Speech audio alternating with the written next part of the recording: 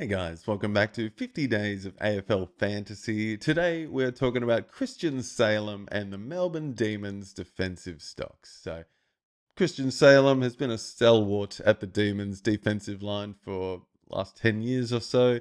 He's done the job and he just seems to be getting better with age, in all honesty. 23 games played last year at an average of 93. High score of 139 and a low score there of 49. So I don't know what happened there.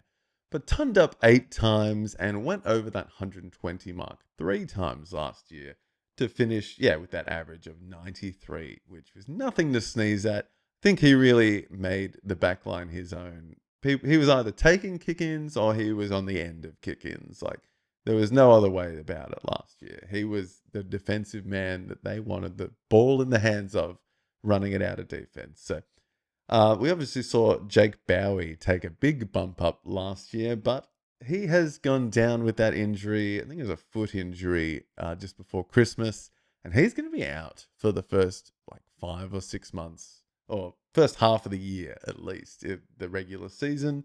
And that opens up a whole lot of kick-ins, whole lot of defensive experience that needs to be filled, I think. So whether that gives Christian Salem that extra little bump at least, I think, but maybe we will see some of these other guys come back and take a bit more responsibility as well. So Trent Rivers, I think, is one of those guys.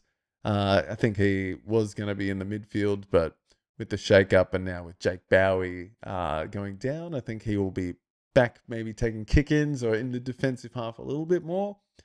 Stephen May, I don't know what's happening with him. Don't be drafting him, to be honest. I don't think he will be on the park, or he won't be there next year, I think. So don't be going for Stephen May. Tom McDonald, Dan Turner, these guys feel a lot like defensive key position players as well. So guys that'll be marking, doing the contested work. I'm not sure we can put our money in the fantasy basket there for those guys. But a couple of ones under here with Caleb Windsor and Chenkuth Giath could be in for a new bit of responsibility, I think.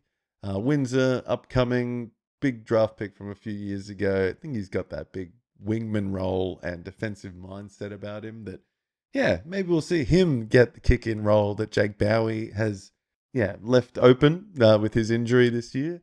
And Chenkuth Giath was at my guys, the Hawks, since the start of his career, and a fantastic running, speedy defender that just didn't get the opportunities at the Hawks, where I think he will be a much bigger fish in a small pond at the Demons. So could be a bit of a bump up for CJ for sure.